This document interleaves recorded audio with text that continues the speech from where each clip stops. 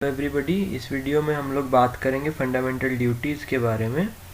तो पॉलिटी का next topic fundamental duties. अब अगर इंट्रोडक्शन बताऊं इसके बारे में तो 2-3 फैक्ट्स ध्यान में रखना कि फंडामेंटल ड्यूटीज़ जो थी उनका कॉन्सेप्ट नहीं था ओरिजिनल कॉन्स्टिट्यूशन में। So they were not in the original constitution. अगर ओरिजिनल कॉन्स्टिट्यूशन में नहीं थी तो फिर कब ऐड की गई, वो पहला क्वेश्चन आता। तो आपको ध्यान रखना, they were added by 42nd constitutional amendment act of 1976।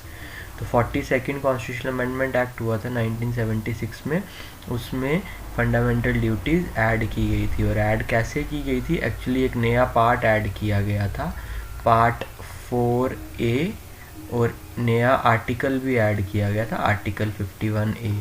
तो ये दोनों ऐड किए गए थे और ये दोनों आज डील करते हैं हमारे फंडामेंटल ड्यूटीज़ के साथ। फंडामेंटल ड्यूटीज़ की इंस्पिरेशन जो है वो हमको मिली थी यूएसएसआर से। तो यूएसएसआर माने यूनियन सोवियत सोशलिस्ट रिपब्लिक, जो आज का प्रेजेंट डे रशिया है, वहाँ से हमने इंस्पिरेशन लेके तो फंडामेंटल ड्यूटीज़ जो हैं वो ऐड की हैं अपने इंडियन कॉन्स्टिट्यूशन में। उसके अलावा नेक्स्ट इम्पॉर्टेंट चीज़ जो आपने ध्यान रखनी है कि एक्चुअली एक कमेटी बनाई गई थी इंडिया में जिसको बोला जाता है स्वर्ण सिंह कमेटी। तो स्वर्ण सिंह कमेटी की रिकमेंडेशन पे फंडामेंटल ड्यूटीज़ जो थी वो ऐड की गई थी इंडियन कॉन्स्टिट्यूशन में। इसने रिकमेंड की थी 8 ड्यूटीज़, बट कॉन्स्टिट्यूशन में ऐड की गई थी 10 ड्यूटीज़। सो 10 ड्यूटीज़ वर एडिड। और एट प्रेजेंट अगर हम बात करेंगे इस टाइम पे हमारे कॉन्स्टिट्यूशन में 11 फंडामेंटल ड्यूटीज़ हैं। सो ये ध्यान रखिएगा, एट प्रेजेंट 11 है, रिकमेंड 8 की गई थी, ऐड 10 की गई थी। तो ये कुछ फैक्ट्स जो हैं ये ध्यान रखिए फंडामेंटल ड्यूटीज़ के बारे में। इसके अलावा आपने ये ध्यान रखना, they are not justiciable in nature. Not justiciable का मतलब है कि अगर हम इसको फॉलो नहीं करते तो इनको इम्प्लीमेंट नहीं करवाया जा सकता। मतलब they can not be implemented by judiciary.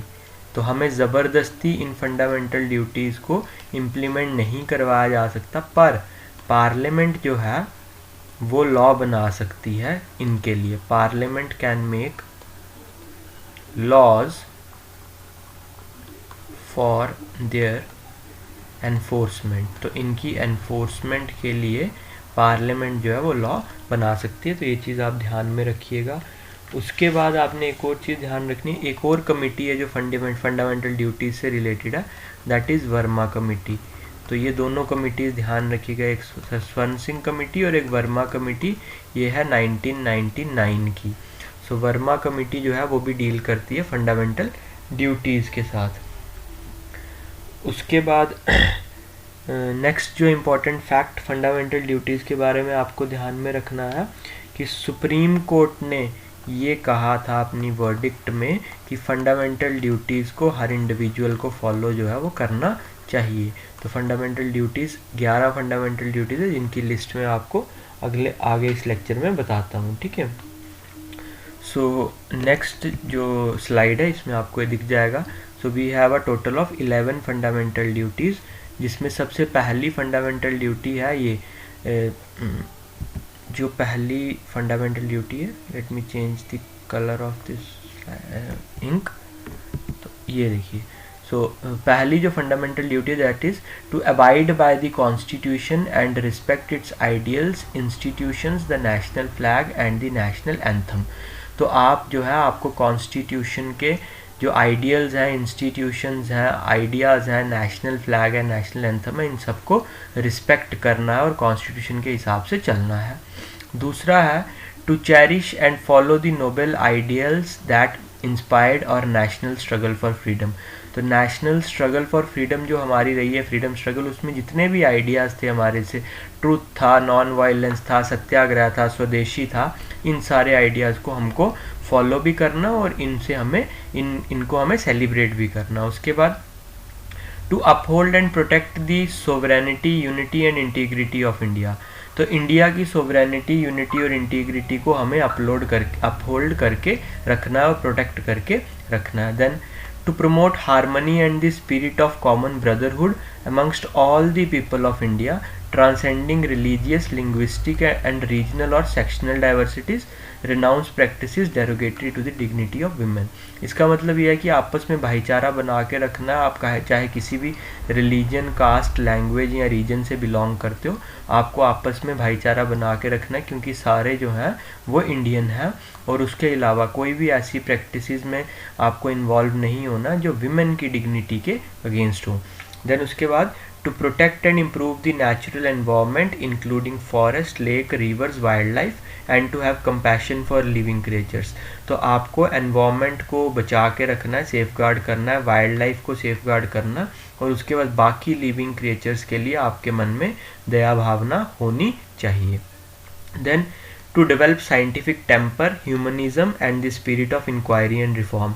तो आपको जो सुपरस्टिशन थे या फिर आपके जो वो ट्रेडिशनल बिलीव्स थे उनको छोड़ के आपको एक साइंटिफिक टेम्परामेंट जो है वो क्रिएट करना, ह्यूमनिज्म यानी कि इंसानियत की भावना क्रिएट करनी है, और spirit of inquiry and reform, ऐसे ब्लाइंडली चीज़ों को फॉलो नहीं करना। You should have that sense की किसको आप किस लॉजिक के पीछे फॉलो कर रहे हो, और उसके बाद जो गलत चीज़ें हैं उनमें रिफॉर्म्स लाना भी हमारी फंडामेंटल ड्यूटी है। Then to strive towards excellence in all spheres of individual and collective activity so that the nation constantly rises to higher levels of endeavour and achievement.